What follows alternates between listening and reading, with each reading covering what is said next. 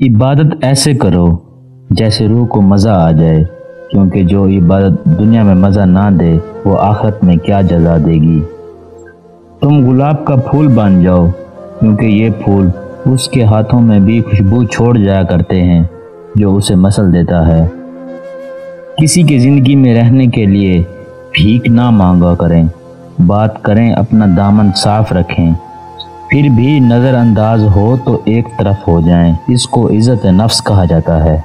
بدگمانی بہت بری چیز ہے، یہ انسان کو وہ سب تصور کروا دیتی ہے جو سرے سے ہوئی نہ ہوئی رشتوں کی حفاظت محبت اور خلوص سے ہی کی جا سکتی ہے، نہ کہ بحث سازی سے۔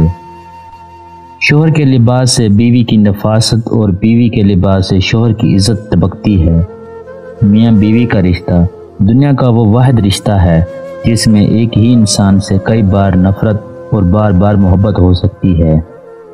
ایک دوسرے کی حوصلہ افزائی کرنا، ایک دوسرے کے نخرے اٹھانا اور ایک دوسرے سے محبت کرنا میاں بیوی کا بنیادی حق ہے۔ ماں کے بعد جو ہستی کسی مرد کو سنبھال لیتی ہے، اس کا خیال رکھتی ہے، وہ اس کی بیوی ہے۔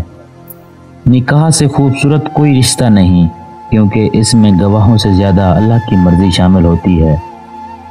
میاں بیوی کا رشتہ لباس کا ہے، دونوں کو ایک دوسرے کے لیے لباس قرار دیا ہے، جو نہ صرف شان و عزت بڑھانے کا باعث بلکہ سکون اور عیب چھپانے کا بھی ہے۔ جو رشتہ جنت میں اللہ نے بنایا تھا وہی رشتہ جنت میں لے کے جائے گا۔